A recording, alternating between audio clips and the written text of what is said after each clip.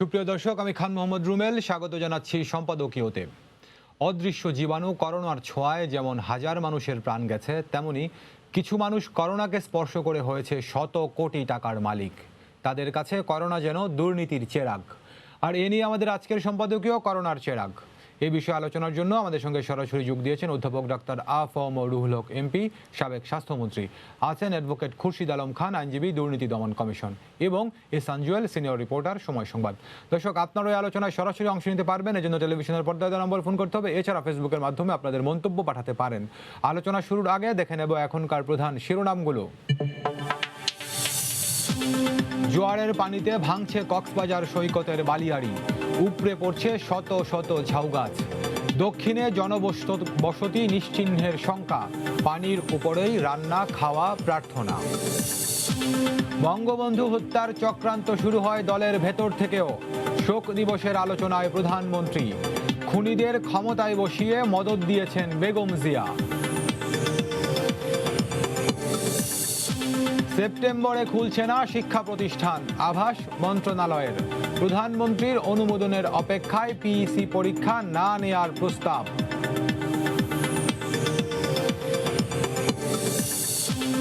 সিনহা হত্যার তদন্তে গুরুত্বপূর্ণ সূত্র মেলার দাবি। ওসি প্রদীপের সাক্ষাৎ পেলেই ঘুরে যাবে মোড়, বলছে তদন্ত কমিটি। দুদকের মামলায় ফেঁসে যাচ্ছেন প্রদীপের স্ত্রী। এবং 2 বছরেও এগোয়নি ভিকারুন্নিসার ছাত্রী অরিত্রীকে আত্মহত্যায় প্ররোচনার বিচার কাজ। আদালতে না আসায় সাবেক অধ্যক্ষ সহ 2 শিক্ষিকার জামিন বাতিল, গ্রেফতারি পরোয়ানা। দর্শক, শিরোনাম দেখছিলেন। আগেই বলেছি যে আমাদের আজকে আলোচনার শিরোনাম করোনার চেরাগ। করোনাকে কেন্দ্র করে অনেকেই শত কোটি টাকার মালিক হয়েছেন এবং অবৈধ পথে সেই শত শত কোটি টাকা কামিয়ে নিয়েছেন তারা। তো কিভাবে তারা এই কাজগুলো করেছেন সেসব নিয়ে একটি অনুসন্ধান করেছেন আমাদের সহকর্মী এহসান জুয়েল। শুরুতেই এহসান জুয়েলের রিপোর্টটি দেখব, তারপর আমরা মূল আলোচনায় যাব।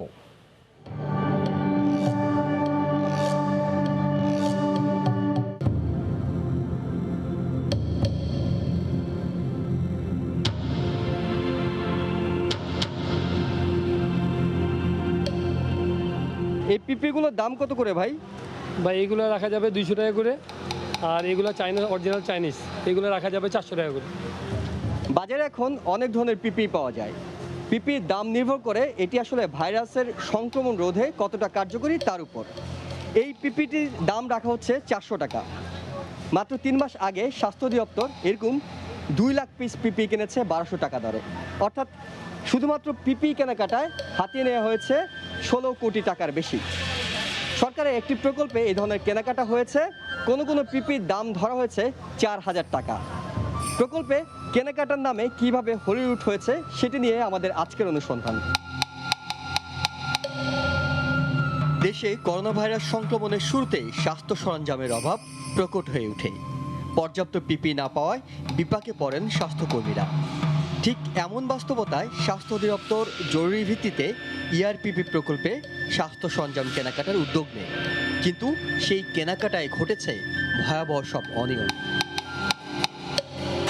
সরকারকে 2 লাখ পিস পিপি ও 1 লাখ পিস KN95 মাস্ক সরবরাহ করেছে এমন একটি প্রতিষ্ঠানের খোঁজে আমরা সাভারের রাজফুলবাড়িয়ায়। দরপত্রে ঠিকানা পরিষ্কার করা নেই। খুঁজতে খুঁজতে শেষ পর্যন্ত সন্ধান মেলে SRS ডিজাইন অ্যান্ড ফ্যাশন লিমিটেডের।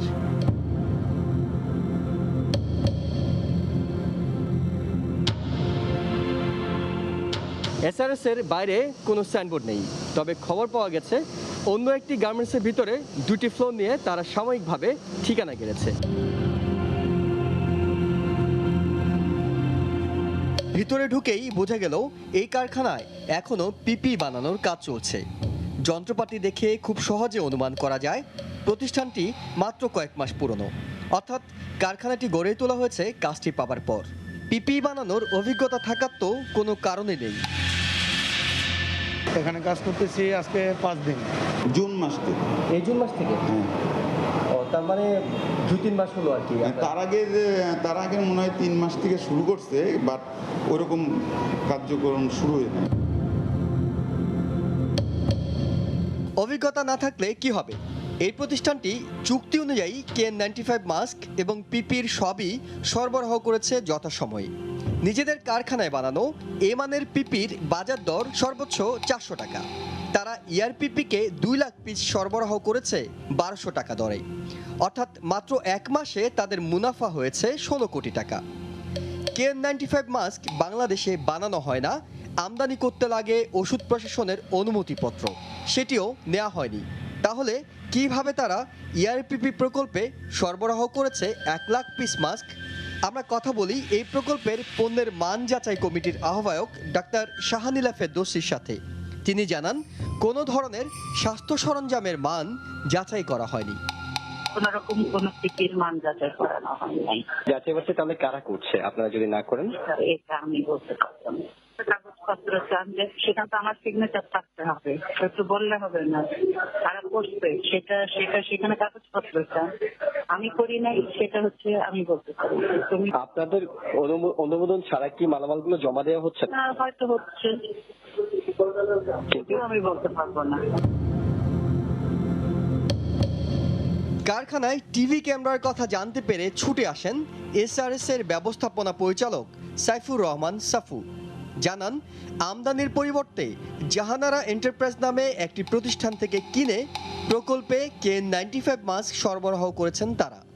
চায়না থেকে যারা ইম্পোর্ট করে নিয়ে আসছে ওখান থেকে নিয়ে আমরা সাপ্লাই করেছি। আমরা নিজেরা ইম্পোর্ট করে নিই, ওটা অন্য ভেন্ডর নিয়ে এসছি। কাফুলের একটি বাড়ির ঠিকানা ব্যবহার করেছে জাহানারা এন্টারপ্রাইজ।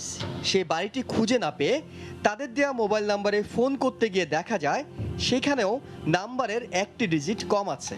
পুরো দেশ করোনায় আক্রান্ত, বাড়ছে একের পর এক মৃত্যুর মিছিল, বিপর্যস্ত স্বাস্থ্য খাত। চলতি বছর এপ্রিলের এই সময়টায় বিশ্বব্যাংকের 850 কোটি টাকার সহযোগিতায় গঠন করা হয় emergency response pandemic and preparedness ERPP প্রকল্প। মোট বরাদ্দ 1127 কোটি টাকা।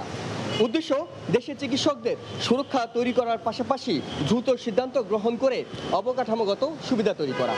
কিন্তু সরকারের অর্থ অপব্যবহার করে একের পর এক কীভাবে জালিয়াতি করা যায় তার আদর্শ উদাহরণ হতে পারে এই ERPP প্রকল্প। এবার আমরা যাব জাদিদ অটোমোবাইলস নামে আরেকটি গাড়ির কোম্পানি খুঁজতে। পল্লবীর বর্ধিত অংশের 6 তলা এই বাড়ি। এখানকার ঠিকানা ব্যবহার করেছে জাদিদ অটোমোবাইলস, যাদের কাজ গাড়ির যন্ত্রপাতি আমদানি করা। বিস্ময়করভাবে ERPP প্রকল্পে তারা কাজ পেয়েছে পিপি সরবরাহের। K6 নম্বর বাড়িটি খুঁজে জানা গেল জাদিদ নামে কোনো প্রতিষ্ঠানের অস্তিত্ব নেই এখানে। এটা বাসাবাড়ি না অফিস? এটা বাসা বাড়ি। কারো কোনো অফিস আছে? অফিস নাই। ডেন্টাল আছে এখানে, টেলারের দোকান আছে। এটা কি অফিস নাকি? আর অফিসে সাইনবোর্ড আছে। কথা হয় বাড়ির মালিকের সাথে। জানান, একসময় 2-3 মাস এখানে একটি রুম ভাড়া নিয়েছিল জাদিদ। হেলথ ডিপার্টমেন্টে ওনার ভালো কিছু সক্ষতা আছে এবং বিজনেসও আছে। এখন জাদিদের স্বত্বাধিকারী কাজী শামীমুজ্জামান কাঞ্চনকে খোঁজার চেষ্টা। তার 2টি মোবাইল নম্বরে পরিচয় দিয়ে SMS দেওয়ার পর তিনি এই প্রতিবেদককে ব্লক করে দেন। নিজের ফেসবুক অ্যাকাউন্টটিও ডিঅ্যাক্টিভেট করে রেখেছেন কাঞ্চন। জানা যায়, জাদিদকে 34 কোটি টাকায় 50,000 পিস করে পিপি, KN95 মাস্ক, N95 মাস্ক এবং 1 লাখ পিস হ্যান্ড গ্লাভস সরবরাহের অর্ডার দেওয়া হয়। বাজার মূল্যের চেয়ে কয়েকগুণ বাড়িয়ে একটি পিপির দাম প্রায় 4,000 টাকা। 1.5 মাসের মধ্যে পণ্য সরবরাহের কথা, 3 মাসেও কোনো পণ্য জমা দেয়নি। উল্টো তুলে নিয়েছে অগ্রিম 9.5 কোটি টাকা। জাদিদের সাথে চুক্তিপত্রের কাগজ দেখে সন্দেহ হলে গত 9 জুলাই স্বাস্থ্য অধিদপ্তরকে চিঠি দিয়ে সত্যতা জানতে চায় ওষুধ প্রশাসন। এইসব বিষয়ে জানে ওষুধ প্রশাসন অধিদপ্তর। প্রতিষ্ঠানের উপপরিচালক মোহাম্মদ সালাউদ্দিনের সাথে কথা বলতে চাই আমরা। বিদেশ থেকে পণ্য আমদানি করতে NOC দেওয়ার দায়িত্ব তার। শুরুতে কথা বলতে না চেয়ে বিষয়গুলো এড়িয়ে যান তিনি। এইসব করলে তো আপনাকে আমি দিব না। আচ্ছা, কোথায় বলবো? আপনি কি কথা বলতে, আপনি চাচ্ছেন না কথা বলতে, এরকম কিছু নাকি? হ্যাঁ, মানে কথা বলতেই চাচ্ছেন না? ভিডিওতে আমি কথা বলবো। তবে ঘণ্টাখানেক পর তার রুমে কথা হয় জাদিদ এবং এসআরএস লিমিটেডের এনওসি নিয়ে। জানালেন এসআরএস এর পক্ষ থেকে পণ্য আমদানির কোনো আবেদন নেই তার কাছে। জাদিদের বিষয়ে স্বাস্থ্য অধিদপ্তরে পাঠানো তাদের চিঠির জবাব আসেনি 1 মাসেও। জাদিদ অটোমোবাইল এটা আমাদের কাছে দরখাস্ত দিচ্ছিল তাদের আনার জন্য। আমরা করতে পারি ওদের চুক্তিনামা, ওদের সঙ্গে যে এগ্রিমেন্ট ভেরিফাই করার জন্য পাঠিয়েছি, এটা আসে না। এসআরএস এর আমরা কোনো এনওসি দিইনি। এই প্রকল্পের আরেকটি বড় জালিয়াতির ঘটনা ঘটে করোনা সচেতনতায় তৈরি বিশেষ অ্যাপ নিয়ে।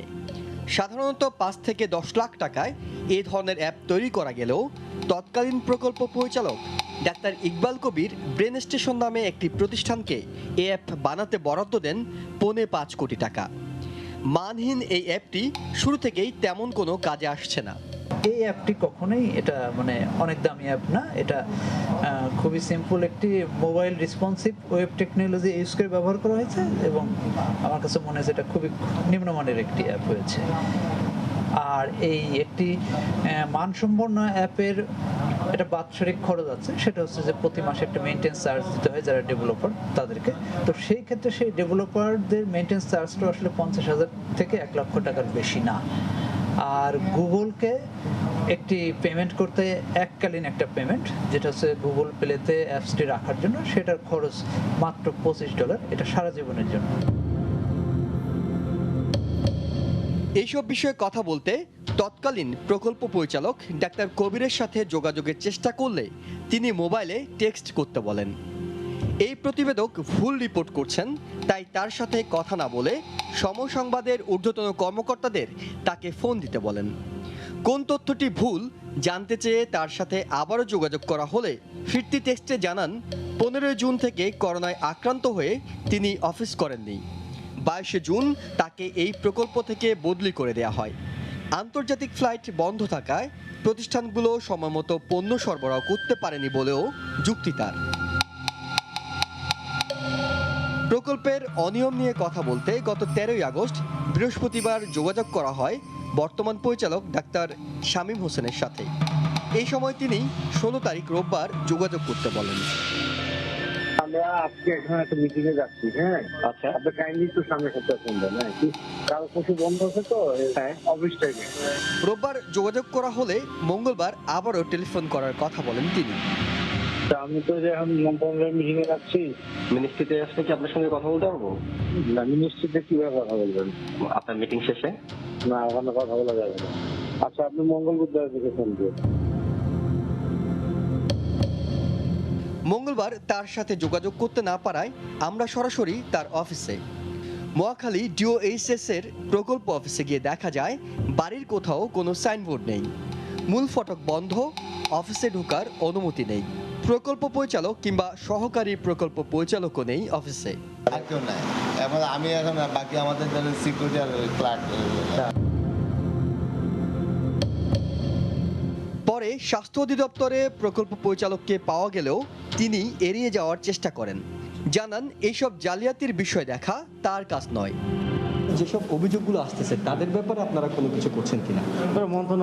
মন্ত্রণালয় উপরে প্রধানমন্ত্রীর কার্যালয়, ওনারা এটা ইনভলভ, ওনারা যেভাবে বলবো ওইভাবে হবে। আপনাদের থেকে কোনো আমরা সহযোগিতা করার চেষ্টা করছি, ওনারা যেভাবে বলে এইভাবে হবে। হ্যাঁ, বোঝা যায় অতীতে কিংবা বর্তমানে কোনো তদারকি করা হয়নি এই প্রকল্পের কেনাকাটায়, অথচ অভিজ্ঞতা বলছে জরুরি অবস্থায় কেনাকাটার সময় দুর্নীতির সুযোগ বেশি বলে এক্ষেত্রে তদারকিও করতে হয় বেশি।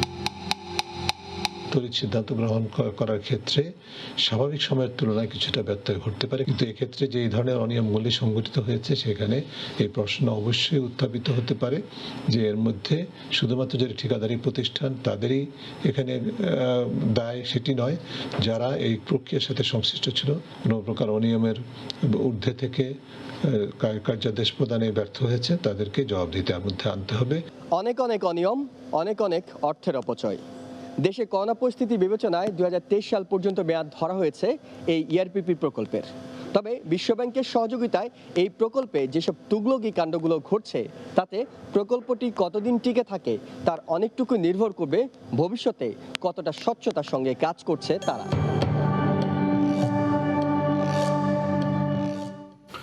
দেখছিলাম আমার সহকর্মী এহসান জুয়েলের তৈরি করা রিপোর্টটি। আমি শুরুতেই যুক্ত হতে চাই অধ্যাপক ডক্টর আফম রুহুল হক এমপির সঙ্গে, সাবেক স্বাস্থ্যমন্ত্রী।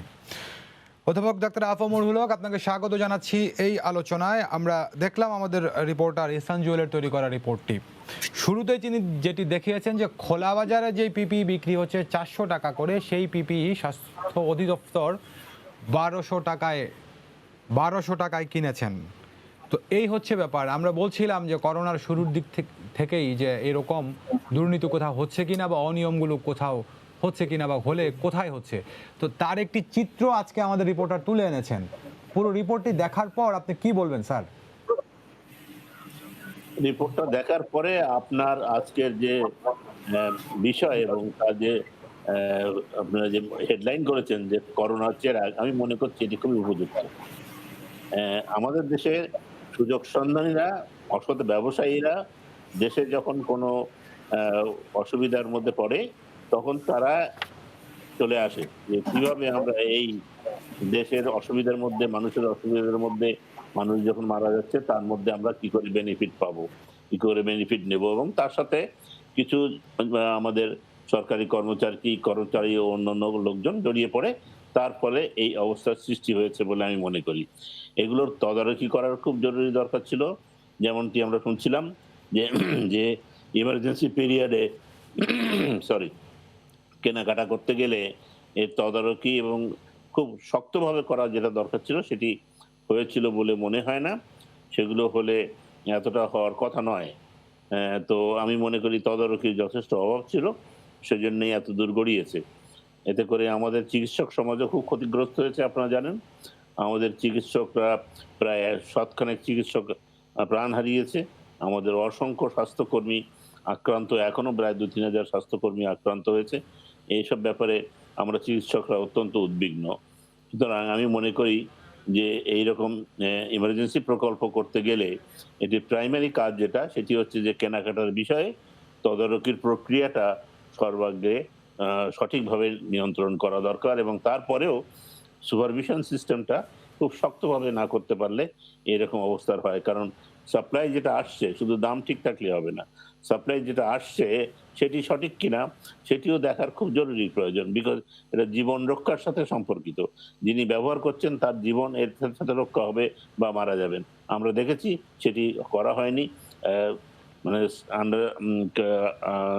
ভালো কোয়ালিটির জিনিস না পাওয়াতে আমাদের চিকিৎসকরা জীবন দিয়েছেন প্রথম দিকে অনেকটা, এবং এটিরও অত্যন্ত বিশেষ প্রয়োজন ছিল বলে মনে করেন। প্রথমে আপনাদের সকলেই মনে রাখতে হবে যে এদেশের চিকিৎসক সমাজ, আমরা যারা অতীতে ছিলাম বা এখনো যারা আছি, বেশিরভাগ মানুষই তো পিপিই ব্যবহার সম্পর্কে অবহিত নয়। এবং আমি প্রথমে যখন জানুয়ারি মাসে কথা বলেছিলাম ডিজি অফিসে, তখন এটি আমার প্রশ্ন ছিল যে এই পিপিই যে ব্যবহার করতে হবে সেটি কতগুলো আছে এবং এর ব্যবহার বিধি চিকিৎসকদের শেখানো হয়েছে কিনা। সে বিষয়ে আমার কাছে উত্তর এসেছিল বারবারই যে আমরা অনলাইন দিয়েছি এবং অনলাইনে ট্রেনিং করিয়েছি এবং এটি তারা ডাক্তাররা শিখে ফেলেছে। এবং আমি সেখানে বলেছিলাম যে আমরা জীবনে কখনো শিখিনি, স্কুলে পড়াইনি, মেডিকেল স্কুলে পড়াইনি। এখন হঠাৎ করে সবাই অনলাইনে দিলেই, একটু ছবি দেখালেই সব শিখে ফেলবে। আমি একজন চিকিৎসকের শিক্ষক হিসেবে এটি আমি মনে করতে পারি না। আমি মনে করি যে এটি রেগুলার ট্রেনিং হওয়া উচিত। এই বিষয়ে এখানে একটা বিষয় আপনাকে জানতে চাই স্যার, আপনি যেটি বলছিলেন, একটা সেকেন্ড সময় দেন আমার, একটা সেকেন্ড সময়। উহান থেকে যখন ডাক্তার এসেছিল, সেই চাইনিজ ডাক্তারদের সাথে আমার দেখা করার সুযোগ হয়েছিল, তাদেরকে আমি এই প্রশ্নটি করেছিলাম যে আপনারা কি করে এই পিপিই পড়ার ব্যবস্থাপনা করেছিলেন। তারা বলেছিলেন আমরা অনলাইন ট্রেনিং, পিকচার সবই আছে, কিন্তু যাদেরকে ট্রেনিং করাই তাদের আমাদের সামনে বসে ট্রেনিং করতে হয়, দেখতে হয়, এবং তারা সুপারভাইজ করে যে সে ঠিক। স্যার এটি তো হচ্ছে পিপিই পড়বেন কিভাবে সেই ব্যাপারটি, কিন্তু আপনি শুরুতে যেটি বলছিলেন স্যার যে সুযোগ সন্ধানীরা এবং অসৎ ব্যবসায়ীরা সুযোগ নেওয়ার চেষ্টা করে, এবং আরেকটি কথা বলেছেন যে এই করোনাকালে আপনাদের অনেক চিকিৎসকও ক্ষতিগ্রস্ত হয়েছেন, কেউ কেউ তো মৃত্যুবরণও করেছেন।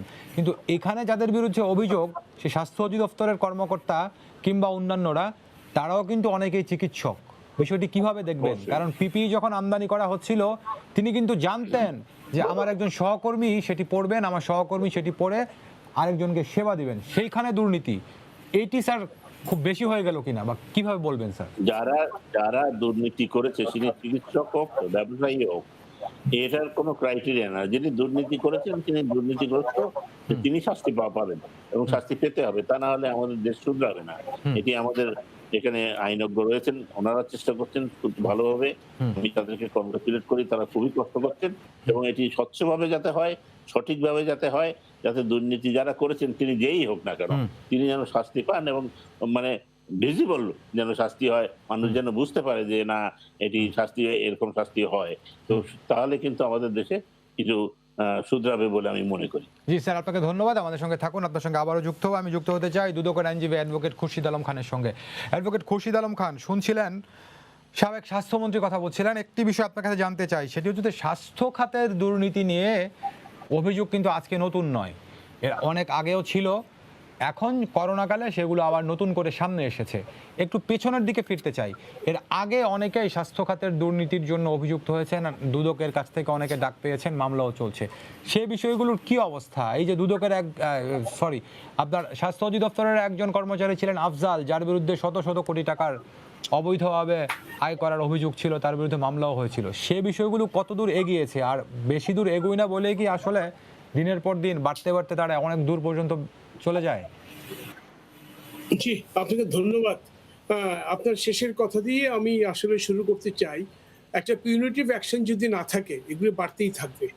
আপনার পিউনিটিভ অ্যাকশন লাগবে, এটা দুভাবে হবে। একটা ডিপার্টমেন্টাল প্রসিডিং, যদিও আমাদের দেশের যেটা ডিপার্টমেন্টাল প্রসিডিং আমার কাছে মনে হয় এটা অনেকটা আয়ুবাস, কিন্তু দুর্নীতি দমন কমিশন যদি এটা ইনিশিয়েট করে, যেমন অনেকগুলি মামলা ইনিশিয়েট করেছে অলরেডি, অনুসন্ধান কার্য করে তো মামলা দায়ের করে এখন ইনভেস্টিগেশন পর্যায়ে আছে, সেসব ক্ষেত্রে এক্সাম্পলি পানিশমেন্ট যদি হয় তাহলে এটা হ্রাস অনেকটাই হয়তো বা টানা যাবে।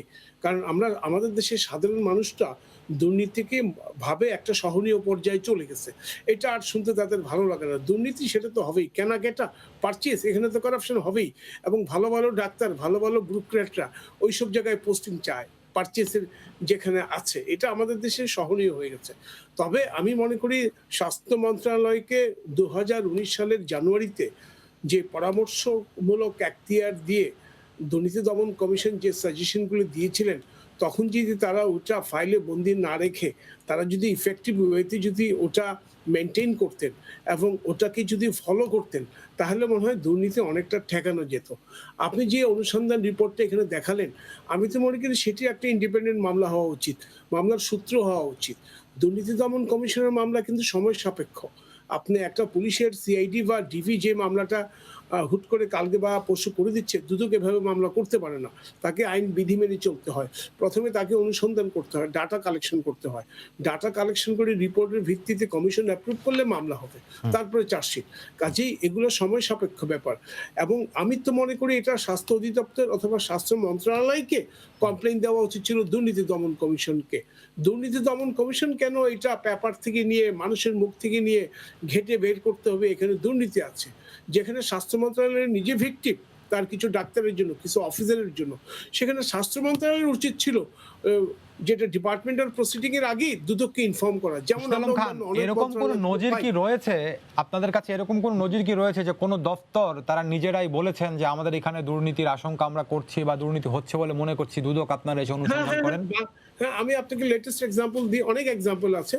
আপনি ধরুন ডেস্টিনির মামলাটা, এটা বাংলাদেশ ব্যাংকের একটা রিপোর্টের ভিত্তিতে কিন্তু মামলাটা হয়েছে, এবং বাংলাদেশ ব্যাংকের একটা হাই পাওয়ারফুল টিম, ওনারা যখন পত্র পত্রিকায় দেখলো ডেস্টিনি এভাবে মানুষ থেকে মাল্টিপারপাস নামে মানে টাকা কালেক্ট করছে, মানুষকে, সাধারণ মানুষকে হয়রানি করছে বা ঠকাচ্ছে, তখন বাংলাদেশ ব্যাংকের 4 জন বা 5 জন হাই অফিসিয়াল নিয়ে একটা কমিটি হলো, তারা একটা বিশাল রিপোর্ট দিল। বিশাল রিপোর্ট দেওয়ার পরে তারা সেটা দুদককে পাঠিয়ে দিল যে আপনারা প্রপার অ্যাকশন নেন, দিস ইজ আওয়ার রিপোর্ট। তো এই জায়গাটাতে আপনি যে বাংলাদেশ ব্যাংক ডেস্টিনির বিরুদ্ধে বা ডেস্টিনির বিরুদ্ধে তথ্য দিয়ে সহযোগিতা করেছে বলছেন, এটি তো ধরেন বাংলাদেশ ব্যাংক একটি দপ্তর, ডেস্টিনি একটি বেসরকারি সংস্থা। আমি বলছি যে কোনো দপ্তর তাদের নিজেদের ভিতরে, অর্থাৎ নিজেদের কোনো কর্মকর্তা কর্মচারী দুর্নীতির সঙ্গে জড়িত এরকম সন্দেহ করে কখনো দুদককে আহ্বান জানিয়েছেন যে আপনারা বিষয়টি তদন্ত করে দেখুন আসলে এরকম হচ্ছে কিনা? সেটি বলছি আমি। দায়বদ্ধতা বাড়বে, সাধারণ মানুষের আস্থা বাড়বে। যেমন আমার আস্থা বাড়বে তাতে, কিন্তু এটি কি হয়েছে কিনা? জি, এরকমটা কি হয়েছে?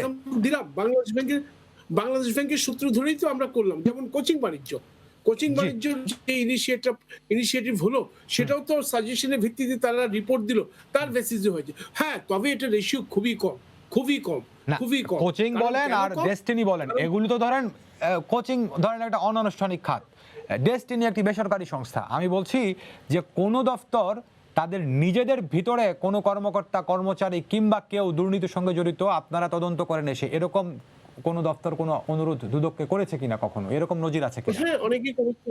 হ্যাঁ, আপনার মানি লন্ডারিং এ ব্যাংক থেকে এলিগেশন আসছে, ব্যাংক আমাদেরকে এলিগেশন দিয়েছে, ব্যাংকের এলিগেশনের সূত্র ধরে মামলা করেছে, মানি লন্ডারিং ফাইন্ড আউট। ধন্যবাদ খুরশিদ ভাই, আমাদের সঙ্গে থাকুন, আপনার সঙ্গে আমি আবারও যুক্ত হব।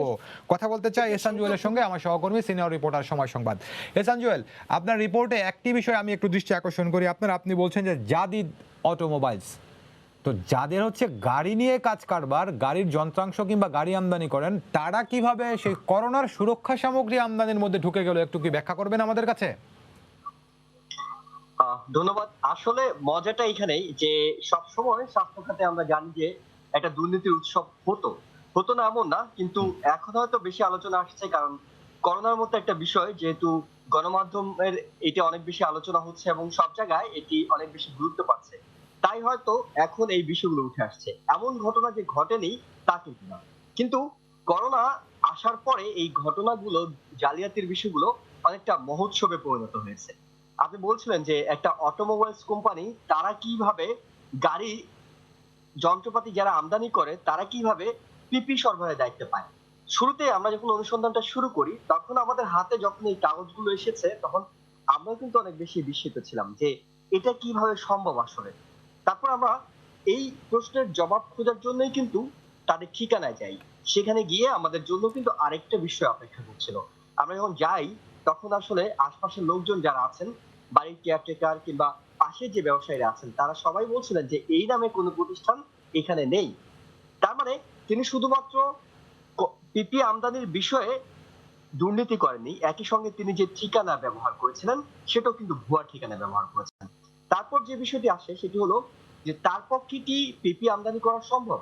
যদি সম্ভব না হয়, তাহলে যারা তাকে কাজটি দিলেন, একজন ব্যবসায়ী কিন্তু নানাভাবে তিনি লাভ করতে চাইবেন, মুনাফা চাইবেন, কিন্তু আমি যখন তাকে কাজটি দেব, সেখানে কিন্তু আমার দায়িত্বশীলতার বিষয় আছে, আমার জবাবদিহিতার বিষয় আছে, আমার যোগ্যতার বিষয় আছে। আমি কেন তাকে কাজটি দেব? যেখানে বাংলাদেশে পিপি কিংবা গার্মেন্টস শিল্প নিয়ে যারা কাজ করেন সেরকম প্রতিষ্ঠান আছে, তাদেরকে ফেলে কেন আমি এরকম একটা প্রতিষ্ঠান কেন? তার মানেই কিন্তু সংযোগটা খুঁজে পাওয়া যায়। আমরা যে পুরো দুর্নীতির চিত্রটা দেখানোর চেষ্টা করেছি, সেখানে কিন্তু যারা শুধুমাত্র পণ্যগুলো সরবরাহ করেছেন তারা নন, একই সঙ্গে যারা তাদেরকে কাজগুলো দিয়েছেন তারাও কিন্তু এই দুর্নীতির চক্রের মধ্যে জড়িত। তার মানে হলো তারা কিন্তু চেষ্টা করেছেন যে হয়তো কমিশনের বিনিময়ে কিংবা অনেক বেশি লাভের বিনিময়ে, ঘুষের বিনিময়ে তারা এই ধরনের প্রতিষ্ঠানগুলোকে, বিশেষ করে যারা গাড়ির যন্ত্রপাতি আমদানি করেন তাদেরকে, কিংবা এমন প্রতিষ্ঠান আমরা দেখিয়েছি যেটি মাত্র 3 মাস আগে তৈরি হয়েছে, তার মানে তারা শুরুতে কাজ পেয়েছে, তারপর গিয়ে তারা প্রতিষ্ঠান তৈরি করেছেন। তার মানে এককভাবে কিন্তু আমরা একটা সাইটকে যদি আমরা বলি যে যারা পণ্য সরবরাহ করেছে তারা দুর্নীতির সঙ্গে জড়িত, তারা করেছেন, বিষয়গুলো সেরকম নয়। বিষয়গুলো হলো যে স্বাস্থ্য খাতে আমরা যে বলি একটি সিন্ডিকেট, সেই সিন্ডিকেট হয়তো আমরা বড় বড় সিন্ডিকেট গুলোর নাম জানি, সেগুলো হয়তো বলা হয়, কিন্তু ছোট ছোট প্রত্যেকটা সেক্টরেই কিন্তু সিন্ডিকেট তৈরি হয়েছে। আরেকটা বিষয় আমি একটু আপনাকে বলতে চাই, সেটা হলো এই যে ইআরপিপি প্রকল্প নিয়ে আমরা কথা বলছিলাম, এটি কিন্তু শুধুমাত্র বাংলাদেশ সরকারের অর্থায়নে নয়, এটি বিশ্ব ব্যাংকের অর্থায়নে তৈরি। এখানে যে 1127 কোটি টাকা পুরো প্রকল্পে, সেখানে কিন্তু 850 কোটি টাকা দিয়েছে বিশ্ব ব্যাংক। তার মানে আপনি খেয়াল করে দেখুন, আমরা বিশ্ব ব্যাংকের অর্থায়নে তৈরি একটি প্রকল্পেও দুর্নীতি করতে ছাড়ছি না। আমরা এর আগে আমরা জানি যে বড় অনেক প্রকল্প নিয়ে এই ধরনের অভিযোগগুলো এসেছে এবং পরবর্তীতে প্রকল্পগুলোই টিকেনি শেষ পর্যন্ত। এখন আমরা যখন করোনার মতো জরুরি অবস্থায় সেখানে এই ধরনের একটা সহযোগিতা পাচ্ছি, আমাদেরকে বিশ্ব ব্যাংক সহযোগিতা করছে, অন্যান্য দাতা গোষ্ঠী সহযোগিতা করছে, সেই টাকা নিয়েও যখন আমরা নয়ছয় করি, লুটপাট করি, তাহলে আসলে সামনের দিনগুলোতে কি অপেক্ষা করছে? শুধুমাত্র একটা প্রকল্পে দুর্নীতি হয়েছে, এখানে কিন্তু বিষয়গুলো শেষ হয়ে গেল না। কারণ করোনা কতদিন থাকে কিংবা বাংলাদেশের স্বাস্থ্য খাত নিয়ে সামনের দিনগুলোতে আমরা যেমন অতীতে রিজেন্ট, জেকেজি, সাবতিন এসব শুনেছি, সামনের দিনগুলোতে কিন্তু আরো নতুন নতুন হয়তো এরকম বের হয়ে আসবে কিনা সেই আশঙ্কা থেকেই যায়। জুয়েল, আপনাকে ধন্যবাদ, আমাদের সঙ্গে থাকুন। অধ্যাপক ডাক্তার আহম রুহুল হক এমপি শুনছিলেন, আমাদের রিপোর্টার কথা বলছিলেন যে এখানে একটি বিষয় বলতে চাই, এই যে আমাদের রিপোর্টার যেটি বললেন যে রিজেন্ট কিংবা জেকেজি সেই বিষয়গুলো বের হয়ে এসেছে, তাদের বিরুদ্ধে আইনি ব্যবস্থা এখনো পর্যন্ত চলমান। তো আজকে এরকম জাদিদ বলি কিংবা অন্যান্য যেসব এরকম বেনামি অনামি কিংবা যে এই খাতের সঙ্গে যুক্ত নয় সেরকম প্রতিষ্ঠানও এখানে তুলে আনলেন আমাদের রিপোর্টার। হয়তো এটিও দেখবেন সরকার কিংবা সংশ্লিষ্ট দপ্তরগুলো। কিন্তু আমি যেটি বলতে চাই সেটি হচ্ছে যে এই যে এই করোনা মহামারী মোকাবিলার জন্য সরকারের যে বরাদ্দগুলো সরকার নিজেরা বরাদ্দ করেছেন, বাইরে থেকে এনে বরাদ্দ দেওয়ার চেষ্টা করেছেন, এই টাকাগুলো বের করে নেওয়ার জন্য কি একটি চক্র এরকম এই জাদিদ বলি আর রিজেন্ট বলি আর জেকেজি বলি তাদের সঙ্গে চুক্তি করে বলে আপনার কাছে মনে হয়? এই প্রশ্নের উত্তর আপনার কাছ থেকে জানবো, তার আগে একজন দর্শক ফোনে আছেন, ফোনটা নিয়ে তারপরে আসছি। দুঃখিত স্যার। দর্শক আপনার নাম বলে প্রশ্ন করুন। হ্যালো, আসসালামু আলাইকুম। ওয়ালাইকুম আসসালাম। আমি রাজবাড়ির বালিয়াকান্দি থেকে আব্দুল ওহাব মন্ডল বলছিলাম। জি বলুন। আমার প্রশ্ন, আমাদের সাংবাদিক ভাই অনেক পরিশ্রম করে আমাদের এই করোনার চেরাগ যেটা তার বিভিন্ন খাতকে উনি একটা সুন্দর উপস্থাপন করছেন।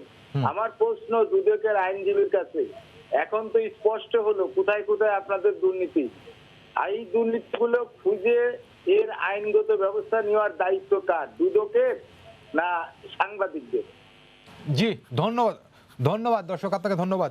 স্যার আপনাকে যে প্রশ্নটি করেছিলাম, এই যে সরকারের যে বরাদ্দগুলো এই টাকাগুলো বের করে নেওয়ার জন্য এরকম অনামি বেনামি কোম্পানির সঙ্গে চুক্তি করা হয় কিনা স্যার, আপনার কাছে কি মনে হয়? দেখুন, এই বড় বড় যেখানে প্রজেক্ট হয় আমাদের, শুধু এইসব আমাদের করোনার সময়ও না, আমাদের প্ল্যানিং কমিশন থেকে যখন প্রজেক্ট তৈরি হয় তখন থেকেই লোকজন সব হাত পা গুটিয়ে বসে থাকে, আস্তানি গুটিয়ে বসে থাকে যে কোন পদে কোথা থেকে কি করা যায়। আমরা যখন মন্ত্রণালয় আমাদের কাছে খবর আসার আগেই তাদের কাছে খবর সব চলে যায় এবং তারা সব আটঘাট বেঁধে বসে থাকে যে কাকে দিয়ে কোথায় কি করা যাবে। আপনি যে কথা বলছেন যে যারাই হোক না কেন এইসব গোষ্ঠী যারা ব্যবসায়িক এবং দুর্নীতিবাজ ব্যবসায়ী বিশেষ করে, তারা এইসব খোঁজ খবর রাখে এবং প্রত্যেকের খোঁজ খবর নিয়ে তারা এইসবগুলো তৈরি করে। কারণ আপনি দেখেন যে কোথায় অটোমোবাইল কোম্পানি আজকে আমার পিপি সাপ্লাই দিবে, এটি কেমন করে হয় আমি জানি না, I don't know how it is possible. তো সেই জিনিস যে কোম্পানির অস্তিত্ব নাই সেই কোম্পানিতে পিপি বানাতে দিতেছে, সেটাই বা কেমন করে হয়? এইসব জিনিসগুলো তো দেখার কথা, যে সুপারভিশন নাই এবং সুপারভিশন হয় নাই এবং তাদের তদারকি হয় নাই এবং তারা যে আগে থেকেই ওয়ার্ল্ড ব্যাংকের টাকা আসছে সেটা কিন্তু জানাজানি হয়ে যায় যে ওয়ার্ল্ড ব্যাংক টাকা দিচ্ছেন, এবং তার সাথে সাথে এদের প্যারাফার্নালিয়াদের আশেপাশে যারা লোকজন থাকে তারা জেনে যায় এবং তারা বিভিন্ন জায়গায় তদারকি করে এবং এই সব জিনিসপত্র প্রজেক্ট তৈরি করে নিয়ে হাজির করে এবং সেখান থেকেই তারা বের করে নিয়ে আসে। এবং এটি আপনি যেটি বলছেন এটি বিভিন্ন রকম চক্র বিভিন্ন জায়গায় আছে, বিভিন্ন ওয়ার্ল্ড ব্যাংক বলুন বা অন্যান্য যারা সাহায্য সংস্থা আছেন যারা বাংলাদেশে সাহায্য দেয়, সেগুলো বিভিন্ন সময় যখন আসে সেখান থেকে লাইন আপ হয়ে যায় যতটুকু আমি জানি। তবে স্যার আরেকটি বিষয় যে এইরকম অভিযোগ যাদের বিরুদ্ধে ওঠে তাদেরকে ওএসডি করা হয়, বদলি করা হয়। আজকেও বলছি যে এখানে যেই পরিকল্পনা স্বাস্থ্য অধিদপ্তরের তৎকালীন যিনি এই চুক্তির সময় ছিলেন তাকে ওএসডি করা হয়েছে বা বদলি করা হয়েছে, আরো বেশ কিছু কর্মকর্তাকে বদলি করা হয়েছে। এটি কি স্যার সমাধান? না, এটি তো আমাদের দুদকের আইনজীবী মহোদয় অত্যন্ত সুন্দরভাবে বলেছেন যে এটি তো কোনো শাস্তি না, এটি শাস্তি না এবং শাস্তি না বিধায়ী এরকম অবস্থা হয়। যদি তারা অপরাধ করে থাকে তাহলে ভিজিবল, আমি যেটা বলছিলাম যে ভিজিবল শাস্তি হওয়া উচিত। তো এখান থেকে বদলি করে আরেক জায়গায় দিলাম, আর জায়গা থেকে আরো স্বাস্থ্য মন্ত্রণালয় অনেক জায়গায় হয়েছে এরকম যে বদলি করে দিলাম, তাই এটা বদলি করা তো স্বাস্থ্য না। আমি 100 কোটি টাকা নিলাম, আমি বাড়ি চলে গেলাম, আমি বন্দী হয়ে গেলাম, আমার কিছু করতে হচ্ছে না, ওএসডি হয়ে বসে থাকলাম, তাতে কোনো লাভ নেই। তো সুতরাং আমাদের যে কথা বলছিলেন আমাদের দুদকের আমাদের ভাই সাহেব, আমি তার সাথে টোটালি একমত যে এগুলো ভিজিবল বিচার হওয়া উচিত এবং তাদের শাস্তি যথাযথভাবে না হলে এগুলো কমবে না। আমি মনে করি সেদিকেই আমাদের যাওয়া। জি স্যার, ধন্যবাদ স্যার। ধন্যবাদ স্যার, আমাদের সঙ্গে থাকুন। খুশিদ ভাই, এর আগে আপনি যেটি বলছিলেন যে দুদকের একটু সময় সাপেক্ষ অনুসন্ধান করতে হয়, তারপরে দুদক অনুসন্ধান করে কিছু পেলে তারপরে আইনি ব্যবস্থা বা ওইভাবে এগোতে হয়। তো এই জায়গাটাতে আরও যাতে দ্রুত পদক্ষেপ নিতে পারেন দুদক, সেই জায়গাতে আইন পরিবর্তন হোক আর যে কোনোভাবেই হোক, অন্য কিছু করার কোনো সুযোগ রয়েছে কিনা? একটু রুমেল, আমি আগে ওই ভদ্রলোকের রাজবাড়ির প্রশ্নের উত্তরটা দিয়ে নি। জি। উনি একটা খুব সুন্দর প্রশ্ন করেছেন। সাংবাদিক ভাই অনেক কষ্ট করে জিনিসটা ফাইন্ড আউট করেছেন। এখন অবভিয়াসলি এটা সাংবাদিকের দায়িত্ব না, এটা দুর্নীতি দমন কমিশন স্ট্যাটুটরি বোর্ড হিসেবে তার দায়িত্ব প্রাইমারিলি। বাট এখানে স্বাস্থ্য মন্ত্রণালয় অ্যাজ এন ইনফরমেন্ট, সে তথ্য দিয়ে দুর্নীতি দমন কমিশনকে সহযোগিতা করতে পারে, কমপ্লেইন দিতে পারে। সেখানে দুর্নীতি দমন কমিশন নিজ সউদ্যোগে এটা করতে পারে, অথবা স্বাস্থ্য অধিদপ্তর বা স্বাস্থ্য মন্ত্রণালয় দুর্নীতি দমন কমিশনকে ইনফর্ম করতে পারে। একটা জিনিস আমাদেরকে মাথায় রাখতে হবে, দুর্নীতি দমন কমিশন একটা প্রসিকিউশন লঞ্চ করতে পারে দুর্নীতির অপরাধ উদ্ঘাটনের জন্য, এফআইআর করে, চার্জশিট করে, তারপরে কিন্তু আদালতে চলে যায়। আদালতে আমাকে সাক্ষী প্রমাণ দিয়ে এটা মামলাটা প্রমাণ করতে হয়। কাজে এটা একটু সময় সাপেক্ষ ব্যাপার। অবশ্যই আমি ওই ভদ্রলোককে বলবো এটা দুদকের দায়িত্ব, অবশ্যই দুদক ব্যাপারটা কগনিজেন্সে নিবে। তবে তার আগে স্বাস্থ্য মন্ত্রণালয়কে একটু এগিয়ে আসা উচিত। মাদার মিনিস্ট্রি যদি চলে আসে তাহলে দুদকের জন্য অনেক সুবিধা হয় এখানে। তারপরে আপনি যে প্রশ্নটা করলেন, দুদকের যে আইনটা আছে সর্বশেষ সংশোধনী সহ, এটা খুব এক্সস্টিভ ল। আইনে যত কম বেশি অ্যামেন্ডমেন্ট করা যায় তত ভালো। কারণ আপনি ধরুন প্যানাল কোড 1860 সনে আইনটা কিন্তু স্টিল খুবই সুন্দর, লর্ড ম্যাকলেড এটা ড্রাফটিং। কিন্তু আমরা যতগুলো আইন করেছি কিছুদিন পর পরে এটার মধ্যে সমস্যা দেখাতে অ্যামেন্ডমেন্ট করতে হয়। দুদকের বর্তমান যে আইনটা আছে, বিধি আছে, আইন আছে, সেটা খুব এক্সস্টিভ এবং সেখানে পর্যাপ্ত সময় দেওয়া আছে ইনভেস্টিগেটিং অফিসার, ইনকোয়ারি অফিসারকে সময় দিয়ে তাকে অনুসন্ধান করে তদন্ত করে এটা করার জন্য। এটা দিস ইজ এনাফ, এখানে অ্যামেন্ডমেন্টের কোনো প্রয়োজন নেই। এখন কথা হলো আমাকে নির্দিষ্ট সময়ের মধ্যে জিনিসগুলো করতে হবে। নির্দিষ্ট সময়ে করতে গেলে আমার লজিস্টিক সাপোর্ট লাগে। আপনি ধরুন একজন অফিসারের কাছে 50টা ইনকোয়ারি, 50টা ইনভেস্টিগেশন, এখন সে কিভাবে মাইন্ড অ্যাপ্লাই করবে? আপনি বলুন, আপনার সামনে যদি 50টা এডিটিং করতে হয় একদিনে বা 20 দিনে, 40 দিনে, তাহলে তো আপনি পাগল হয়ে যাবেন। সেজন্য দুদকের এখন যেটা করা উচিত, আমি মনে করি এখানে সরকারের সহযোগিতা লাগবে। সরকারকে সাপোর্ট দিয়ে দুদকের লজিস্টিক সাপোর্ট আরো বেশি করে দেওয়া উচিত, যাতে দুদক আরো স্মুথলি কাজ করতে পারে। আমি যদি দুটো কাজ করি তার কোয়ালিটি এক ধরনের হবে, আমি যদি একসঙ্গে 10টা কাজ করি তাহলে তার কোয়ালিটি এক ধরনের হবে। লোকবল এবং হচ্ছে আপনার লজিস্টিক বাড়ানো উচিত বলে আপনি মনে করেন। খুরশিদ ভাই, আপনাকে অনেক ধন্যবাদ। এহসান জুয়েলের সঙ্গে যুক্ত হতে চাই। এহসান জুয়েল, আজকের রিপোর্টে আপনি করেছেন, অনেক দিন ধরেই কাজ করেছেন। এর আগে অর্থাৎ করোনা যে মহামারীটি শুরু হওয়ার পরে স্বাস্থ্যখাত নিয়ে বেশ কিছু রিপোর্ট আপনি করেছেন, অনেকের সঙ্গে কথা বলেছেন। আপনার অভিজ্ঞতা কি বলে, আসলে সমস্যাটি কোথায়, আপনার কি মনে হয়? সমস্যার শুরুতে আমি যেটা মনে করি যে সমস্যা যদি ফাইন্ড আউট করতে হয়, ফার্স্টে আমাদের স্বীকৃতি দিতে হবে যে এটা একটা সমস্যা। যতক্ষণ পর্যন্ত আমরা না বলছি যে এটা সমস্যা, ততক্ষণ কিন্তু আমরা এটা সমাধান করতে পারবো না। কিন্তু আপনি দেখেন, আমরা যখন কাজ করতে যাই, বিশেষ করে এই রিপোর্টের উদাহরণ যদি আমি বলি, তাহলে আমরা দেখবেন যে এইখানে এক ধরনের ইঁদুর বিড়াল খেলা চলেছে। সেটি হলো যারা দায়িত্বপ্রাপ্ত লোক, যারা এইসব বিষয় নিয়ে কথা বলার কথা, আমাদের গণমাধ্যম যখন আমরা তাদের কাছে গিয়েছি, তারা কিন্তু বরাবরই এড়িয়ে গেছেন, বিষয়গুলো নিয়ে কথা বলতে চান। আপনি বর্তমান প্রকল্প পরিচালকের কথা বলেন, তিনি আমাকে বৃহস্পতিবার বলছেন রোববার দিন ফোন দেন, রোববার দিন বলছেন মঙ্গলবার দিন ফোন দেন, মঙ্গলবার তিনি আমার ফোনও ধরছেন না। আবার যখন তার কাছে আমি যাই সরাসরি, তিনি তখনও কথা বলছেন না, তিনি বলছেন এটা দেখা আমার কাজ না। এখানে একটি বিষয়, আপনি যদি বলছেন না সমস্যাটিকে সমস্যা বলে স্বীকার করতে হবে, আপনার অভিজ্ঞতা কি বলে? তারা কি এগুলোকে সমস্যা বলে মনেই করেন না, নাকি সমস্যা মনে করেন কিন্তু আসলে গণমাধ্যমের সামনে চেপে যেতে চান, কোনটি? না, তারা এখানে কয়েকটি বিষয় আছে। সেটি হলো, তাহলে সমস্যা যদি মনেই করেন, তাহলে উদ্যোগটা কোথায়, সমস্যার সমাধানের উদ্যোগ কোথায়?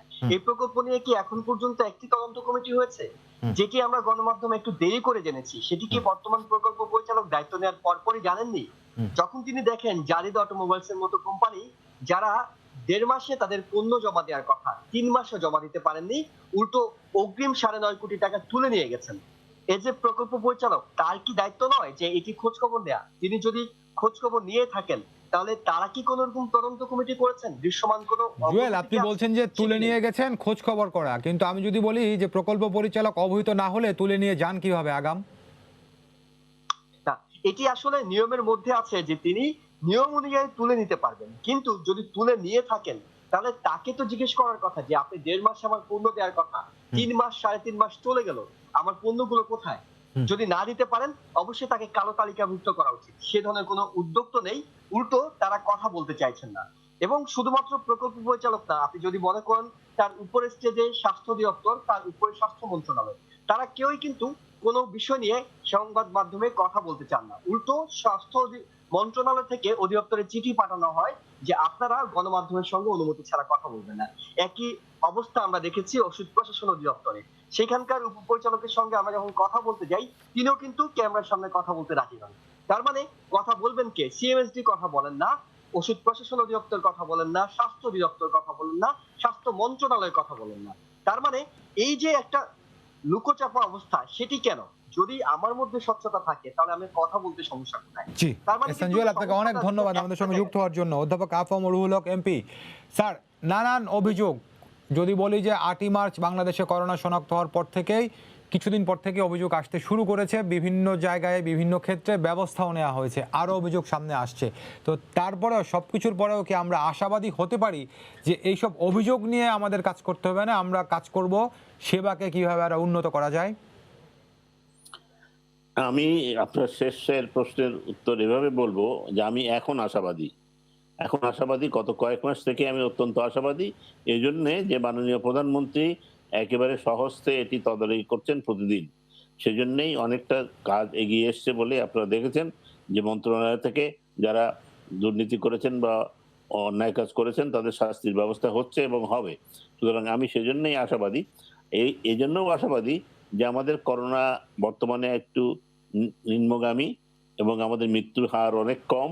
আমাদের হাসপাতালের বেড অনেক ছিল না, সেগুলো এখন আছে। আমাদের আইসিইউ বেড ছিল না, সেগুলো অ্যাভেলেবল হয়েছে। আমাদের অক্সিজেন সাপ্লাই সিস্টেমের জন্য যে সিস্টেম ছিল না, সেগুলো হয়েছে। সুতরাং মোটামুটি করোনাকে ম্যানেজ করার ট্রিটমেন্ট পর্যায়ে, যে চিকিৎসা পর্যায়ে, সেগুলো তো একটু ভালো। কিন্তু এক জায়গায় আমরা পিছিয়ে আছি, সেটি হচ্ছে আমাদের টেস্টটা অনেক কমে গেছে। এই টেস্টটা যদি আমরা আরো বাড়াতে পারি আর সংক্রমণ যদি আরো কমাতে পারি, শুধু মাস্ক ব্যবহার করে এবং আমাদের সামাজিক দূরত্ব যদি আমরা কমিয়ে ফেলতে পারি, কিন্তু সকলেই যদি মাস্ক পরেন, তাহলে এটা প্রমাণিত যে সকলেই যদি মাস্ক পরেন, যেখানেই যান, স্কুলে যান, বাজারে যান বা অন্য অফিসে যান, তাহলে কিন্তু করোনার সংক্রমণ অনেক কমে আসে। সুতরাং সেই দিক থেকে আপনি যেটা বলছেন যে করোনার ব্যবস্থাপনার দিক থেকে সংক্রমণের দিকে আমরা খুব বিশেষ কিছু করতে পারিনি। টেস্টে আমাদের অনেক বাড়ানোর বিশেষ প্রয়োজন। আর র্যাপিড টেস্টের নাম আমরা অনেক দিন থেকে শুনছি, অনেকেই বলে আসছেন যেটি করা দরকার, কারণ কত জনের অ্যান্টিবডি হয়েছে, কি হয়েছে না, সেগুলো জানা বিশেষ প্রয়োজন। গ্রামে গঞ্জে করোনা এখন বেশ ছড়িয়ে গেছে, সেটিকে কন্ট্রোল করবার জন্য আমাদের প্রস্তুতি আরো বেশি করতে হবে। এবং আরো একটি বিষয় আপনারা সকলেই জানেন যে বিশ্বের অন্যান্য জায়গায় সেকেন্ড ওয়েভ আসছে, কেউ কেউ বলছেন থার্ড ওয়েভ অনেকে হতে পারে। তো সেকেন্ড ওয়েভের প্রস্তুতি আমাদের কেমন আমি সঠিক জানি না, তবে আমি অনুরোধ করব স্বাস্থ্য মন্ত্রণালয়, মানে মিনিস্ট্রি এবং ডিজি অফিস, তাদেরকে এই সেকেন্ড ওয়েভের জন্য প্রিপারেশন নেওয়ার জন্য। স্কুলগুলো খুলবো করছে, যদি খুলে যায় তা আমরা বিশ্ব দরবারে দেখেছি, যেখানে স্কুল খুলে দিয়েছে সেখানে সংক্রমণ বেড়েছে। এবং আপনারা দেখেছেন ইতিমধ্যে WHO বলেছে 12 বছরের উপরে যারা, সকলকে কম্পালসারি মাস্ক পরিধান করার জন্য। সুতরাং এইসব বিষয়গুলো নিয়ে আমাদের মনে হয় প্রস্তুতি আরো জোরে সোরে করা দরকার। এর পরবর্তী পর্যায়ে হচ্ছে ভ্যাকসিনটা আসবে করছে, এবং এই ভ্যাকসিনটা যাতে আমরা ধরতে পারি এবং বিশ্বে যারা যেটাই ভালো ভ্যাকসিন যেখানে আসুক সেটি যেন আমরা পাই, সেজন্য দেন দরবার করে তাদের সাথে কথাবার্তা বলে, দরকার লাগলে অর্থ তাদেরকে দিয়ে অ্যাডভান্স করে বিশ্বের অন্য জায়গায় যেমন করছে, সেজন্যই ভ্যাকসিনটা বুক করা উচিত। ভ্যাকসিন অবশ্যই আসবে, কবে আসবে বলতে পারছি না, তবে সব জায়গায় তো it is knocking at the door. কারা আমাদেরকে দিবেন তাদের সাথে সুসম্পর্ক রাখা এবং ব্যবস্থাটা করা, তাহলে আমরা কিন্তু অনেকটা এগিয়ে যেতে পারবো বলে আমি মনে করি। জি স্যার, আপনাকে অনেক ধন্যবাদ অ্যাডভোকেট খুরশিদ আলম খানকেও, সেই সঙ্গে আমার সহকর্মী এহসান জুয়েলকে অসংখ্য ধন্যবাদ। দর্শক, আপনাদের সবাইকে ধন্যবাদ জানিয়ে শেষ করছি আজকের সম্পাদকীয়। আগামীকাল আবারও দেখা হবে রাত 10টায়। দেখার আমন্ত্রণ রইল। শুভরাত্রি।